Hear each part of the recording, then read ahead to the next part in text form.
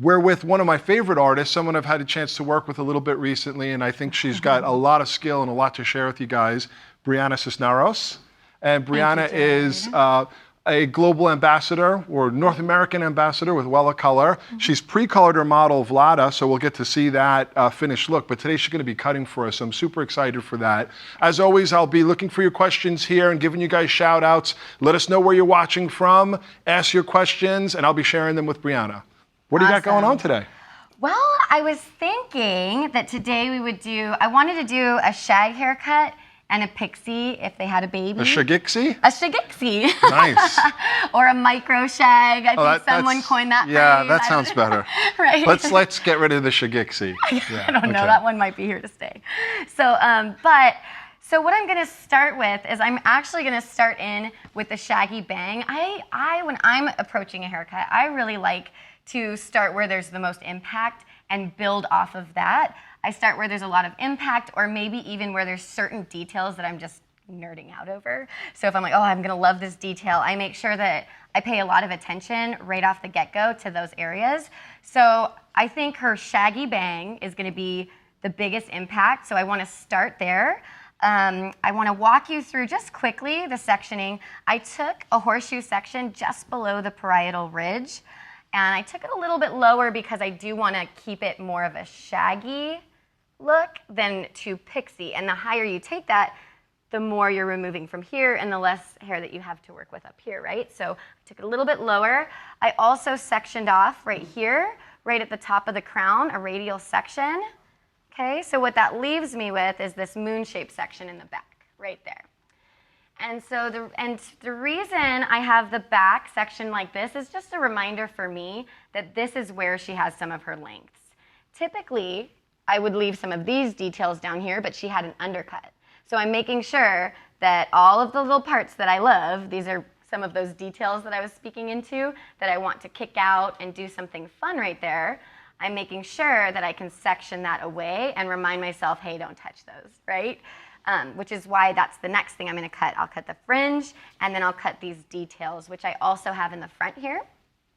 This is another area that I wanna maintain some length right through, it's like looking in a mirror, here we go. Right through here, around her hairline. These little details I want to have some kick, the ability to kind of give them texture and flip them out a little bit.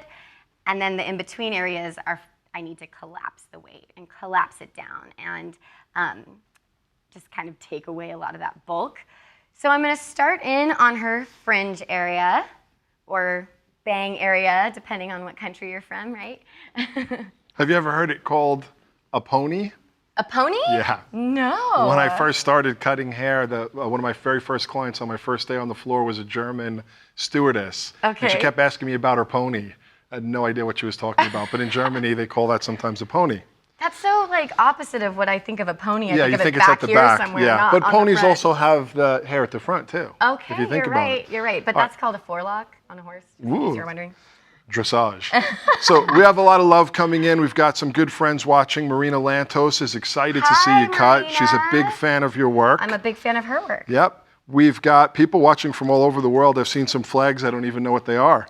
We've got Yay. Spressa Brahimi is watching from the UK. Cool. We have our good friend James O'Neill watching from Tulsa. Hi. We've got Stro Bogdan watching from Romania.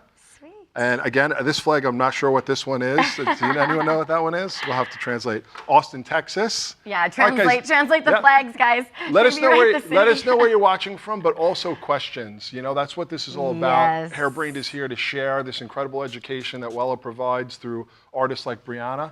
So please, let's get some great questions from you, and I'll be sure to share them with Briana today. Okay. Should I start in? Do it. There are no questions. I'm going to start.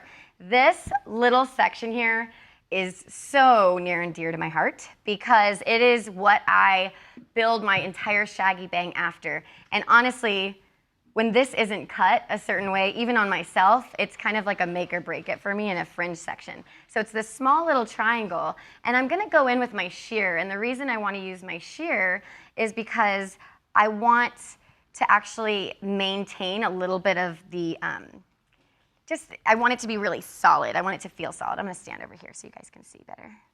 All right, so I'm gonna pull this small triangle section 90 degrees from her head. If you have a mirror, you're able to kind of look and see if you need to shift to the left or to the right. And I give myself plenty of room to work. So I put my comb up here, give myself plenty of room to work. And it's an opening and closing motion and a rocking out motion. So open, close, and rock out. Rocking, open, close, rocking, open, close, rocking, open, close at a 45-degree angle. So essentially what you're creating is shorter hair on the underneath with a little bit of length preserved on top. You can check your line that it's diffused and it's at that 45-degree angle. So Briana, as I watch you do that technique, it really feels to me like it's very relative to razor cutting. There's a similar kind of movement and like a stroke with the scissor. 110%. I'm actually gonna change up my razor and you're not really gonna be able to see what was a scissor and what was a razor because a lot of my scissor techniques, I end up doing some kind of opening my stroke, either smaller or larger, even with my shear. Just make sure that you're not dragging it on the hair as much because this is kind of designed for that. So you have to make sure that your technique is really kind of on point. Right on. And how do you feel about the two parts to this question? So stylists who are afraid to try razor cutting. Sure. And then clients who are afraid to have a razor cut. Yeah. Thank you. Thanks for the plug. No, really. Introduction to razor. Because I do teach a master's class and we teach cuts that are similar to this, not the same, but similar. And we use every tool and we pick up every tool and then we use them all for different reasons. But I think before you go in with like a straight blade that doesn't have a guard, you absolutely should take an introduction to razor class because I just think it's crucial to feel confident, to go in with confidence. I always say, don't fear it, but respect it. It's if you go at it with fear, it's never going to get you anywhere. But if you learn how to respect it, you'll be doing great. Totally. I love that. Yeah, you don't want to be afraid of it, but you want to have that healthy awareness, right? So I'm going in and cutting it shorter at the center, getting gradually a little bit longer and a little bit longer and a little bit longer as I go towards my corners. And each section that I bring forward, so we started off what looked like pretty short, right? But each section that I drop down, I'm actually making it a little longer and a little longer and a little longer as I move through. Now, Briana, if someone was working in the salon and maybe they didn't have the time to do all the sectioning, do you think they could still execute a haircut like this a little bit more kind of organically in terms of sectioning? 100%. When I'm teaching, I feel like sectioning is like just the easiest way for me to communicate where I'm going, where I've been, and the different areas of the head that I'm going to cut differently. When I'm in the salon, it's usually, for this haircut, I'll just take a horseshoe section, right? And I know that I'm going to treat the crown differently than the midsection, than the fringe. And typically, the fringe section, I let it break away naturally so that I can really see where the hair's natural fall is, and that's how I find that. So the way that I section is actually very organically, but then I break it down like this so that you guys can understand a little bit more of the why. I highly recommend if you are doing a cut that you're kind of planning or like basically something new to you. If you're doing something that's a little bit new to you, I would absolutely section beforehand. Like when I'm creating a new technique, if I'm creating something from nothing, I'm like, okay, this is a new haircut, I want to create something new. I go in and it completely helps me to think about what I'm doing, why, and where I'm going with it. Great answer and great advice there. I want to give some shout outs. We've got Rich Lowe watching from Newport Beach, hey, right down the coast here. Yeah, neighbor. We've got one of my old friends, Stephen Mendelson. You might know Stephen. He's a kind of legendary hairdresser here in California. Awesome. What's up, Stephen? I'll definitely contact you. Send me a DM with your email. I'd love to talk to you again. I'm living back here in California, so I'd love to hang out with you. We've got Samantha watching from the UK. We've got someone from Russia. We might need a translator for that one. She's right here. Oh, we do. Our translator. Vlada's from Russia. We do have a question coming in from Jessica Guastella. She is wondering, what hair types will this work on? Is it just for kind of straighter, finer hair? Sure. And just in general with the razor, can it work on different hair textures? Absolutely. The razor, I think, is something that it's more about what effect you want in the hair and what effect you want to create in the hair.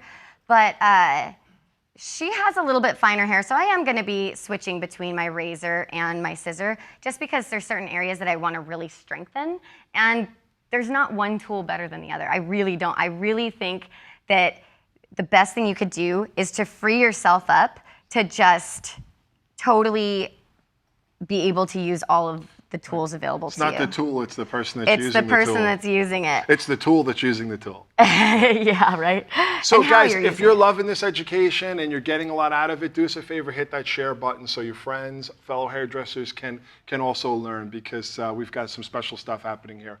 So completed the fringe, the bang, now starting on the undercut? Yeah, so I just took one section, diagonal back, gradually getting a little bit longer. This first section, I just put a little bit of shape in.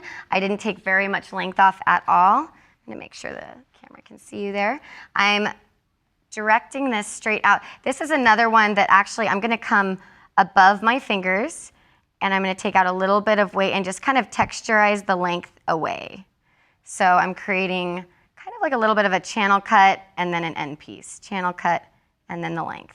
Channel cut and then the length. So what's the purpose of the channel cut before you cut the length?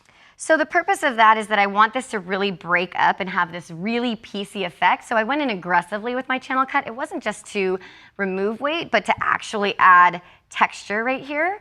But this whole area is sectioned away so I can really be, I'll show you again on this side. Kind of good, a lot more separation right on the hairline where you want it, huh? Totally, that piecey look. And is it normal for you to go back and forth like this as opposed to doing like one whole side and then the other? Absolutely. I think when you want to be very intentional about what exactly you did, because I kind of make up haircuts as I go sometimes because it'll speak to me. You know, something will speak to me and I'll say, hey, I don't really do, there are specific haircuts that I do, I'll section specific ways that I've learned, but really I allow the haircut to guide me.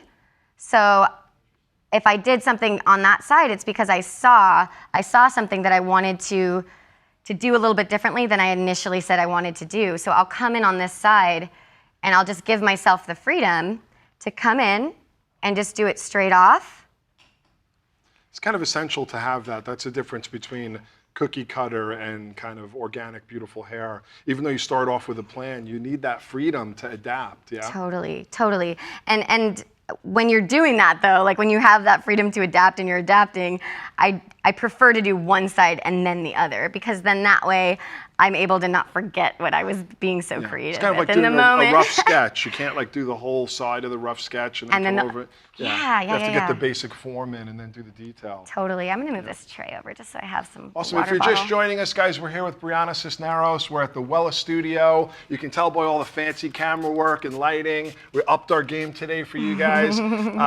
Briana is sharing a beautiful razor cut, pre-colored hair, so we'll get to see a complete finished look here, which is awesome. We love that. Working through in these intricate panels and razoring. Of course, I'm always here looking for your questions and shout outs. So let us know what questions you have and tell us where you're watching from and just share the love. All right, and I'm going to take this section just over the ear, and this is going to help be my guide. So I'm actually going to cut around the ear, and that's what I love about the razor, is that you can take rounded sections and work rounded shapes. That is always super exciting to me. So I'm going to start at the center, and I'm going to go around the ear out. Can you see that? And then I'll start at the center here, using the heel of my blade, this back part of my blade, and around the ear, forward. So Briana, how do you know when to use the tip and when to use the heel? I think that's a question that I always hear. I'd love to hear your feedback on that. The easiest answer for me is when it feels naturally. It's the direction you're moving, right? So if I'm moving left to right, I'm using the tip. If I'm using, or is that right? Right to left, left to right would be the heel. Yep. and then right to left would be the tip.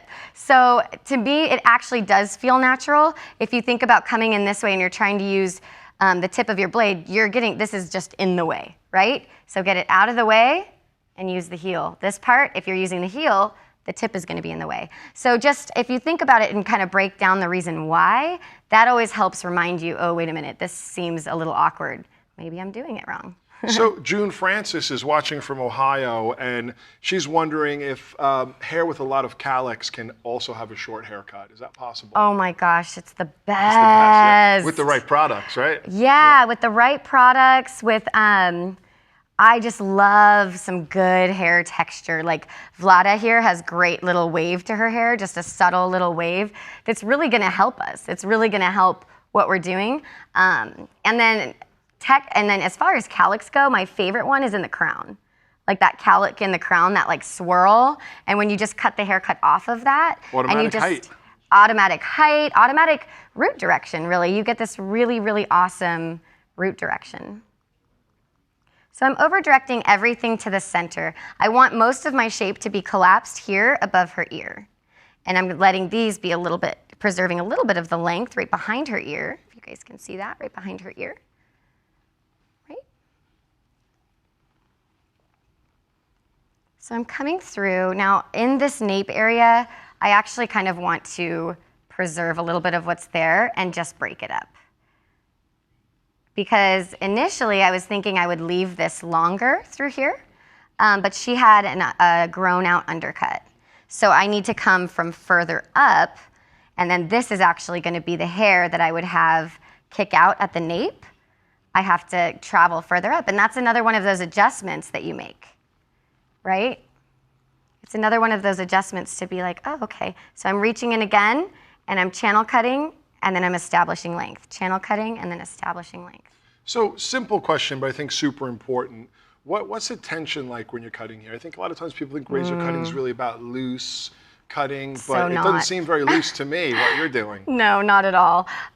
Honestly, actually, Jared, we were kind of talking about this. Like there is so much focus that needs to happen. Let me see if I can get you guys a good angle here where I'm not in front of the, yeah.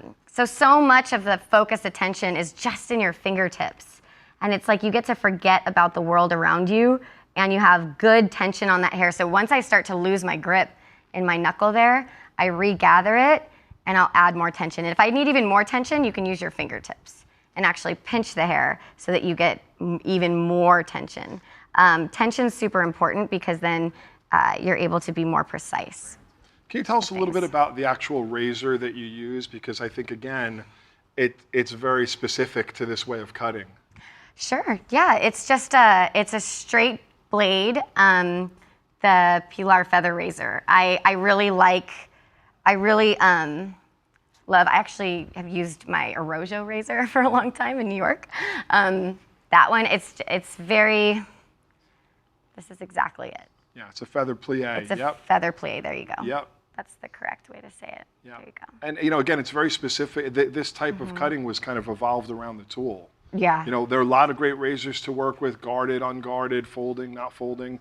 But this very specific type of sculpting is really inspired by this tool, and it comes from an early 1920s approach to hair cutting from France. Yeah. Hence the name plie. Plie. Which is, you want to watch me do a plie? Right, do another plie. I'm like, I don't know, it's French. Here's a question coming in from Martha Osegueda. If you have to say one thing to be careful with curly hair and a razor, what would it be? Curly hair and a razor. I approach curly hair. Curly hair is just different in general. It's a different texture. It's a different way of cutting. The tension's different, like really thinking about how much you're taking off, how much it's gonna spring up.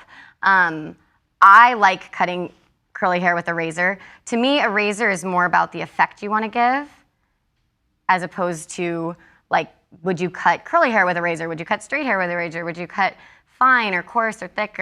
I would cut it all with a razor.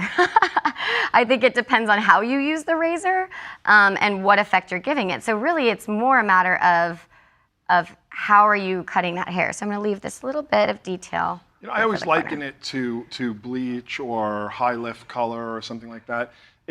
anyone can be blonde. It's just how you do it and how you apply it and you know, how you customize it. You're going to use different developers, and with the razor, you're using different amounts of tension and rotation. So it's all about, again, it's back to the hairdresser, not the tool. Yeah, 100%. So I'm taking the hair out at a 45. I'm creating a little bit of a graduation right here, but it's also kind of collapsing it as well. So there's a buildup of weight to maintain the roundness of the shape of her head, using about a medium stroke for just a little bit of texture, but also to create that shape. So it's skinnying out this area and building up just a little bit of weight here.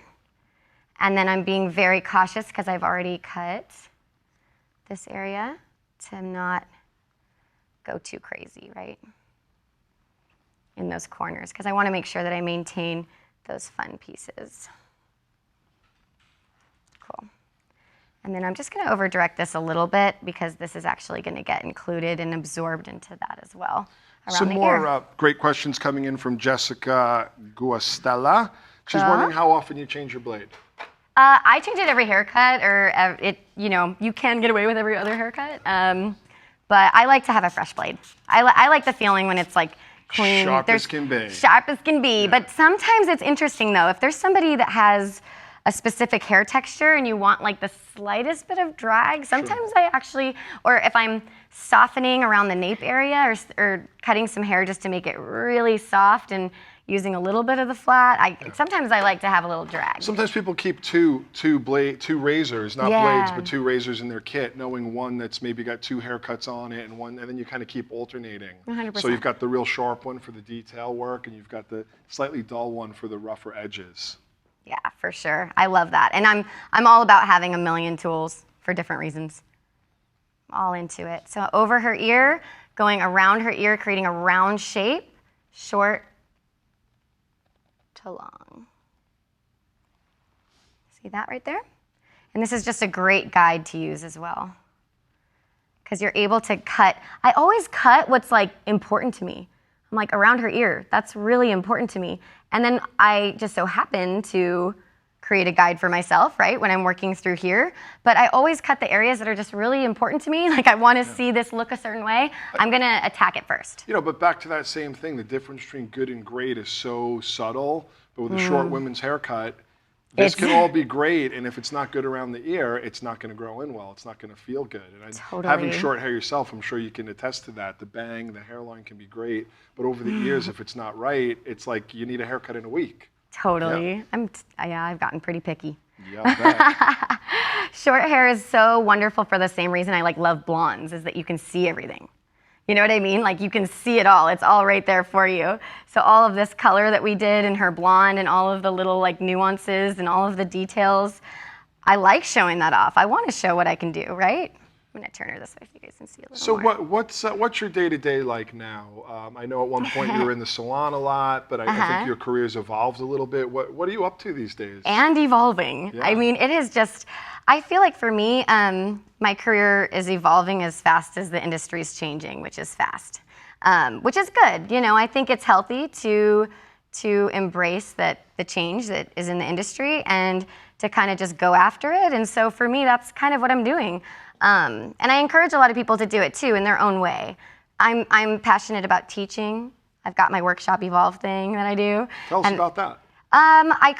Me and my business partner Shannon teach some master classes, and Wella's been so awesome. They've hosted a lot of our master classes right here in the studio, and it's just been such a privilege. So if people want to do a hands-on training with you, one of the places they can do it right here is in Calabasas at the Wella studio. 100%. We're going to try to set up some more dates for that, but we're kind of announcing dates as we have time, which is the beauty of our job and the beauty of the industry in general, is that we're able to like change, you know, like, oh, I don't have a schedule yet for this, and okay, no, we need more classes. Oh, there's this need, there's that need. Especially now we have so much connectivity together. It used to be you had to put out I've been doing this for a minute. Yeah. It used to be we had to put out a calendar like a year ahead. Yeah. Because by the time we mailed it to people and like tacked it to the town square door. Yeah. You know, but now you can put it right out on Instagram, and I know that's been a big thing for you, using social media to spread your message and your education. Totally, and that's so important to me. Like I'm really big on just like trying to leave some kind of legacy after I'm gone. It sounds morbid, but just, the reality is that the only things that last forever are the things that you really instill in other people, So I think this gives me a great way to do something I'm really passionate about. So I'm dropping down this back section, and I'm going to take diagonal back sections here in the crown. And I'm going to over direct them this way, all this way, and then all the opposite way, cutting with my razor rounded. So that's something that with the shear, unless you can point cut round, but with the razor, it's kind of a nice fluid motion. As you're cutting, you're able to, see if I can jump on this side. You're able to look at exactly where it lays and just create that shorter here and like travel with it as you're moving. So you mentioned you want to create a rounded shape here. How do you choose between round or square or triangular? What are the things you're looking for when you determine that area needs to be rounded? So for me, it's all about head shape and just what's flattering. So for her, around this back part of her head, I do want a nice rounded effect. I wouldn't want to go into square. I feel like I want to keep it nice and feminine. Sometimes a more square effect can be a little bit more masculine. And I also don't want to go I want this to be soft, really, really soft and really organic and follow the natural flow of her head shape. Like as a hair cutting tip in general, that's one of the foundation things that we learn. Rounder head shapes enhances femininity, squarer, a little bit more masculinity. Totally. So that's kind of informing your decision, yeah. Absolutely. I want to give some shout outs. We've got my good friend Kurt Kiefner watching. Always a pleasure to have Kurt join us. I'd love to hear some questions from Kurt. We've got Melanie Hoodby, loves razor cutting. Cool. Andrea Young has very curly hair and does not like razor cutting. And I want to say, Andrea, that's great. Yeah. You should find a hairdresser that is as good with the scissor, the clipper, the razor, and find what's right for you. Totally. I don't know about you, Briana, but when anyone sits in my chair and says, hey, I don't like razor cuts, I don't give them a razor cut. How do you treat that? That's an interesting question, because sometimes I will tell people, no, you're wrong. No, I'm just kidding.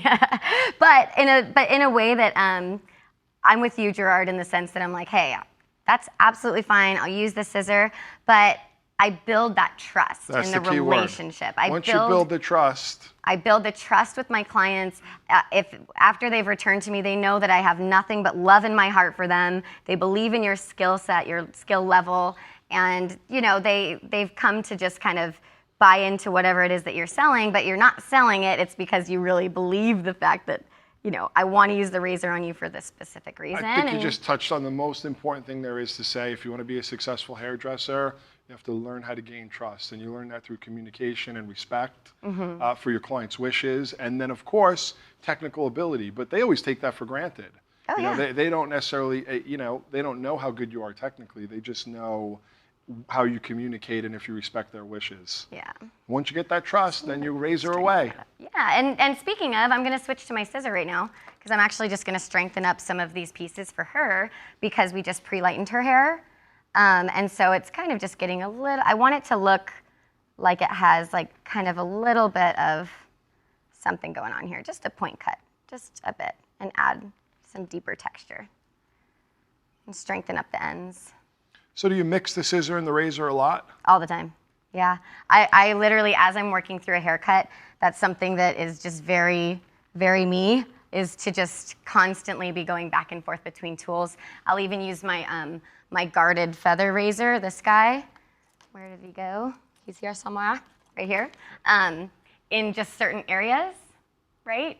So I'll even use that, just like areas here in the nape. I'll kind of pick it up at any point. If something's bugging me, I'll go in and just like, all right, I just don't want that there anymore. I don't want to look at it anymore. How long have you been cutting hair? I've been cutting hair. That's a good question. I've been. You don't have to count the Barbies. I know, right? How long have you been professionally cutting hair? Yeah, no, I legitimately, my first haircut was when I was 11. Yeah. But professionally, I'm 34 years old right now. No shame. A baby. And I was 34 once. I started when I was 18, but I really feel like it took me to just be like, yes, it took like solid 7 to 10 years to be like. It's a craft, and it takes, that's your journey, the 7 to 10 years to get to mastery. Totally. I completely agree. But what I was getting at was, did you start off with a lot of scissor cutting before you started to do razor cutting? 100%. I was terrified of the razor. Right. Right. I was really scared of the razor. So yeah, I'm gonna switch to my scissors. She's just got a little bit, her ends, I wanna kind of strengthen them up. I'm creating a little bit of a square shape right here and just creating some texture to connect the back to the front. And I'm really, really deep point cutting. So there is a line, and I'm very strategic about the little pieces that I leave as well. I want this to be shorter than the back and shorter than this front piece, just connecting them together. And I'll even, I mean, sometimes I'll go in and I think I want like a good amount of separation here. It's kind of awkward because I'm trying to show the camera, but Little backhand slicing. Little backhand slicing. So like what told you that you needed to change the way you were cutting it? You were kind of pointing the ends and like what did you see that made you feel you had to change the angle of the scissor?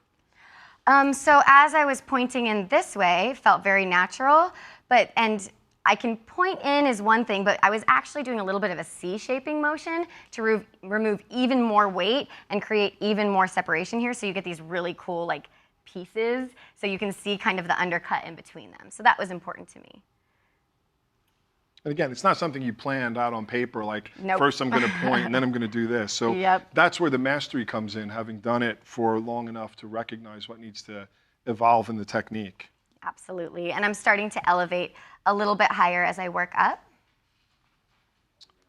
Just a little touch base if you're just joining us. I'm Gerard Scarpese. We're here for Hairbrain Live. We're specially hosted today at the Wella studio, super fancy, lots of cameras and lights and sounds and graphics, and an incredibly talented Briana Cisneros, who I love the way she does hair. I know a lot of you guys do too. A lot of love coming in. You got a lot of fans out there. I love you guys so much. Yep. Again, if you guys have any questions as this technique evolves, I know as it starts to dry off, we'll talk about the color. I mean, it's kind of wet, but you did Sure. some pre-coloring here. I did. And you obviously used the Wella line and Of different products from course. Wella. So we'll talk about that. But let's, I feel like you're getting close to the end of the haircut, which is great. For everyone that's just joined, just give us a recap of where you started. Sure. So I started here in the fringe area. I did a shaggy bang. I did a bit of an undercut from shorter to longer. I over-directed each section a little longer than the previous to create a weightiness but a softness because I used my razor. And then I preserved some length here around the hairline, here in the back. I collapsed a bit over her ear. I collapsed a bit right here at the nape, creating some graduation here. And then there was a horseshoe section that I did a rounded haircut on, and I elevated each one slightly higher with the razor. Then I came through the side, which I'm about to complete this side. And I'm point cutting with my scissors to connect it and bring it all together. I want this texture to be a little different than the texture in the crown and the texture. Let me find a better way to do this for you guys. So there we go. It makes me think about, precision in a different way. I mean, we always just think about precision as just blending everything perfectly, but you're actually making precision choices about your texture. Totally. Yeah. So let's talk a little bit about that. Like, what does it create for this texture to be different from the texture underneath it? For sure. So I'm like a huge fan of, I nerd out on precision cutting, right? I really love it. But I also have a very organic way of working where I'll pick up I'm not gonna just use one tool throughout the entire haircut because I'm thinking through everything I'm doing. And what I'm thinking is I want this to have a really cool kind of choppier, piecier effect, but I want her nape to be soft, I want her crown to be really soft, and I want her fringe to be like feathers, like around her hairline. So I switch up what I'm using because it's the effect that I want to give in the hair. And also I want to kind of strengthen her little baby ends after being pre-lightened. So I'm just about to be done with the wet part of the haircut. There's very little, honestly, when you're using your tools in this way, there's very little to do after. It's really more about like more detail work, more detail work. But I'm cutting it kind of square so that it resembles a pixie still, right? And then this last portion just through the top, I'm gonna create kind of like a concave layer. I'm gonna preserve the length through the crown, just snip that away. You know, Briana, what is a pixie to you? I mean, it's one of these terms like a bob or a shag, or when you think of pixie, what is it? Is it a certain length? Is it a certain texture? What does it mean to you? A pixie to me just means, well, what I think of is a rounded shape around the head. It's like hugging the head in such a way, but so can a bob can be a round bob, you know what I mean? So I guess it is more of a length thing. I think of it as more of a length thing, typically like somewhat undercut in the underneath. There's just so many ways to do a haircut that's kind of a hard question because you know, when you look at one, I'm like, I feel like it's a length thing. I happen to agree. You know, it's like It's ears like, no, and that's a bob. shorter. Yeah, I mean, when you're covering the ears, to me, it kind of, again, and there's no real answer here. Right. But and that's why it's so important to be able to communicate with your client. Because Totally. if they say, oh, I want a pixie, and they really want a bob, you know, it could Totally. be something completely different. Do you still do a lot of clients on a regular basis? I do, yeah. I do a little bit less in the salon now because I'm on the road a lot, so I'm an unreliable stylist. I'm never like I was home. just canceling people today, unfortunately. My wonderful clients that have stayed with me for years. I do want to touch just quickly on this Yes. as a concave layer, shorter by the fringe. And the reason that I do that is because I want the hair to sit, and this is something important to me as somebody who has a pixie. I need these pieces right here to differentiate my fringe, so it basically goes concave, up, and then concave again, because these hairs are shorter underneath. And that, to me, is another one of those like, oh, wow, that'll change your pixie game, because you're not just creating a short to long, you're creating so many different short to longs throughout that really wrap around the head shape and just create something way more interesting to look at. I'll stand on this side for you guys. You've gotten a lot of love for your jacket today. Yeah. You got a little bit of like Sandy from Greece going on. You know Sandy from Greece? That's the pants. Yeah, the pants. And she wore a leather jacket too. Oh, shoot. Yeah. I went full Sandy. Yeah. Yeah, the jacket, as I stated previously, was from Wasteland. So it's this really awesome like vintage shop that they have stuff that's designer. So it's like a $2,000 leather jacket that I didn't spend $2,000 on, you know, which is great. So if you're ever in the LA area, go to Wasteland and just check see if those reach, and they don't. All right, guys. Just give it a shake. Cool. I'm loving the way that the deep root, this was all planned, that the deep root is giving. And I want to just kind of check for those last little details. We added a little bit of yellow that I cut a bunch off, but you can still kind of see it's this cool, like, greeny yellow color right there. And as you start to dry off, you'll talk a lot about the color and the formulas. I think people are very interested. Yeah, I mean, would it be easier to even post them? So the color that we did on her base, I wanted to, what did I do with my comb? See, this is what I do in the salon. Like, what did I do with my comb? Thank you. Yeah, the color that I used was 701 and 717. And that was with 10 volume on a level 5 base. Level 5, level 6. And we just wanted to warm up her base. I wanted the gold. I was like, give me all the gold. I'm so into it.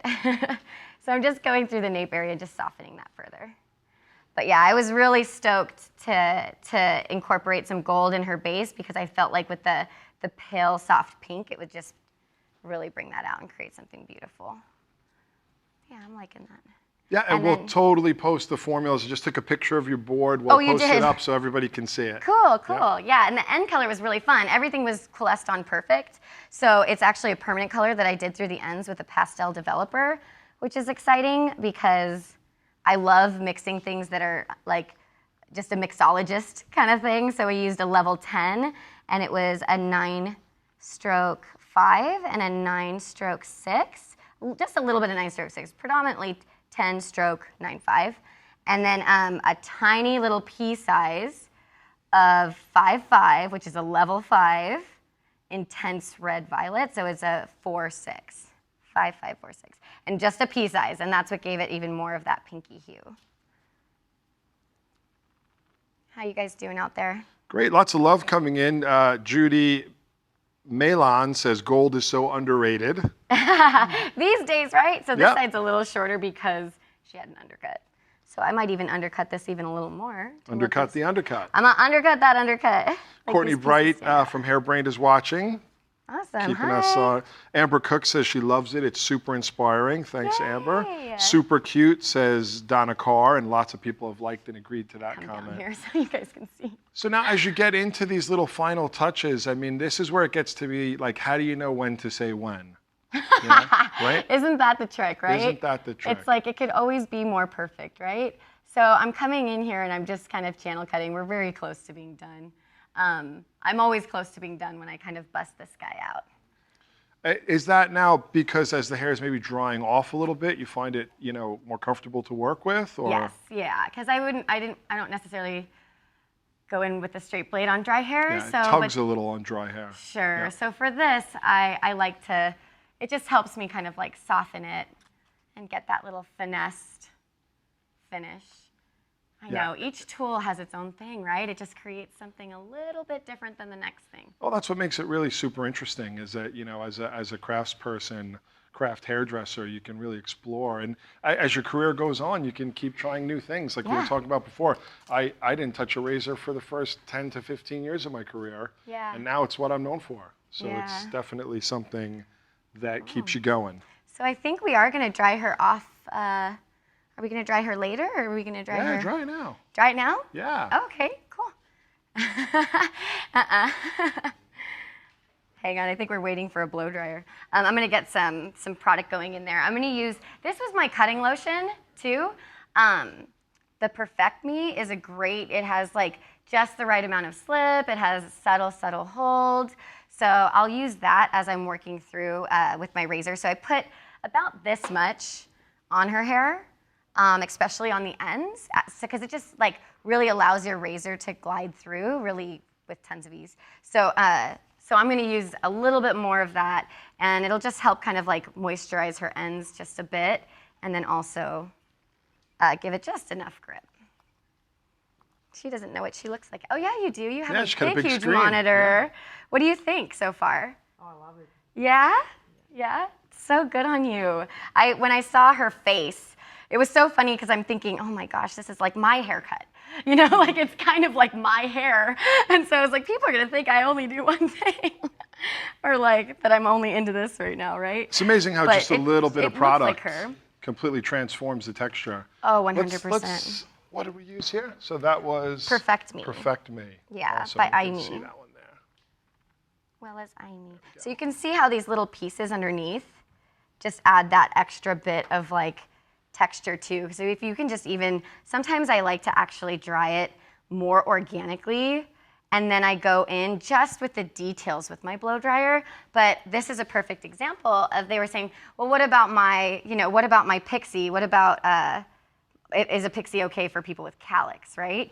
And so my answer is like, heck yes. Like, that's exactly it. It gives it the character and the uniqueness. Absolutely. Yeah, it's your thumbprint. It's your thumbprint of your head, really. So this is your thumbprint, and nobody's pixie is going to look like yours because of your calyx and because of your thumbprint. And it does give you this great natural height right there as her hair starts to just really unlock some of her natural wave and her natural texture. Are you kind of a one product finisher? Or are you someone who combines and cocktails a lot of things together? I combine and I cocktail a lot of things, but I don't go crazy beforehand. Like I typically do a lot of my hairstyling afterwards, and then I'll grab all of my product afterwards. But yeah, beforehand, I kind of stick to something that just kind of helps to bring out like some kind of a curl cream, or like the Perfect Me, which has just enough slip and just enough hold. And the twisting with the fingers there, does that kind of enhance the wave and set the texture? Yeah, and so what I'm doing is when I twist the hair, I actually go in the direction that I want the curl. Well, basically, you listen to the hair. So if the hair is What's it saying? It's telling me. Hello, Briana. It does. It speaks to me, Gerard. It does. Like basically, I don't want to work against it. It's telling me this way. I'm going to go this way, because otherwise there's penalties, right? Because I'm trying to force it, trying to force it, trying to force it. And then it's not that effortless look that you were going for in the first place. I'm telling you, hair speaks to me. I'm like, it wants to be here. I'm going with it. It's kind of having its moment, really. Effortless hair, like overly styled hair is kind of maybe off to the side, even though we've had that for a while. Yeah, yes you're still and seeing a no. lot of it? No, I think that, well, there's like some on the runway, some things are coming, like big hair is kind of like back on, like these big 90s blowouts are kind of coming back, but then with the complete juxtaposition of like completely undone. Right. So there's like completely undone and then there's completely done. Right. There's kind of no in between, really. That's kind of how fashion is, right? It's always like either black or white. Yeah, You can't for have sure. gray. For sure, for sure. So yeah, I'm into the completely done. How do you know when you need to add more? Do you can you see it? Is it the hair telling you something there? Yeah, when I need to add more, it's basically just if these ends need to be like a little bit more sealed, or I feel like maybe there wasn't enough product distributed to that area off the get-go. So as I'm working through, it's more of just a texture thing with your hands. Cool. All right, so Briana, I think you're going to be finishing up, and you're going to be doing a little bit more styling off camera, and we'll show a final in the feed. Yep. Thanks everyone What do you for guys joining. think? Yeah. Is it good? What do you think? Are we liking it so far? Yeah, you've had nothing but love coming in from all over the world. So cool. Some really great hairdressers saying lots of great comments, and excited to see you. So thanks for joining us again at HB Live. We'll be back again very, very shortly. We've got a whole bunch of stuff coming up next week. We've had a great time here at the Wella studio. I've really enjoyed working with Briana. We got to do this more often. 100%. Peace out, guys. Bye, everybody. So we wrapped up the haircut. The styling was pretty straightforward. We went with her natural break right here, her calic right there. We styled it out from there, everything forward towards her face, blow drying it with Imy's Perfect Me. That was really the hero product, I feel like, in the style, because I used it before I blew dry it, after I blew dry it, to define it. I like the amount of moisture that it gives to the hair, as well as just enough hold. And then we went in with the Stay Essential hairspray and just kind of kicked those ends out further. I used my, before I used the hairspray, I used my flat iron, and I just added some bevels a little bit under for the fringe, out in certain areas, and added to her natural wave already with the flat iron.